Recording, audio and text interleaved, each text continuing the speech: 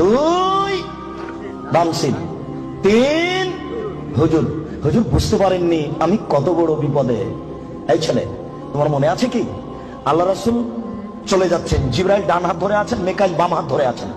তখন দেখলেন একটা লোক চিঠে শুয়ে আছে, আর একটা লোক পাথর দিয়ে তার মাথাকে ভেঙে চৌচির করে দিচ্ছে। পাথর যখন মাথার উপরে মারছে, মাথা ফেটে চৌচির, পাথর ছিটকে দূরে চলে যাচ্ছে। আবার পাথর নিয়ে আবার মারে। বলো তো ইনি কে? হুজুর।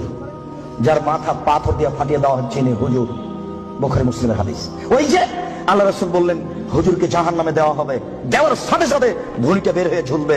তখন হুজুর ভুঁড়ি নিয়ে ঘুরতে থাকবে। গরুর পায়ে ধান মারার সময় গরু যেমন ঘুরে, আপনারা তো শহরের মানুষ, এই কথা বুঝবেন কিনা? আচ্ছা, আপনারা জীবনে কোনোদিন গরুর পায়ে ধান মারা দেখেছেন? তো গরু যেমন ঘুরে হুজুর তেমন ঘুরবেন, ভুঁড়িটা ঝুলতে থাকবে জাহান্নামে।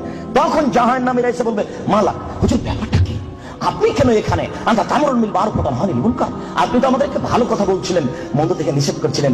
হুজুর তখন বলবে, কি করি, আমি ভালো বলেছি, ভালো করিনি যে। বুখারী মুসলিম। আল্লাহ নবী বলছেন যে আমাকে ওপরে নিয়ে যাচ্ছেন জিবরাইল, দেখলাম অনেক মানুষ তাদের ঠোঁট এবং জিহ্বাকে আগুনের কেঁচি দিয়ে কেটে দেওয়া হচ্ছে। আচ্ছা, কেঁচি বুঝেন কি আপনারা? কেঁচি, কাঁচি, এটা আগুনের জিহ্বা এবং ঠোঁটকে কেটে দেওয়া হচ্ছে বহু মানুষ। আমি বললাম, জিবরাইল মান হাওলা, ব্যাপারটা কি, এরা কারা, কাদের ঠোঁট এবং জিহ্বা কেটে দেওয়া হচ্ছে?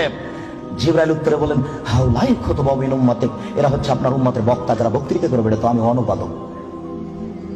হুজুর যে কত বড় বিপদে তা হুজুর জানেন না, উনি ভাবতেও চান না আমি কত বড় বিপদে। হুজুর ধর্মকে এভাবে প্রচার করিয়েন না, বিচার একদিন হবে।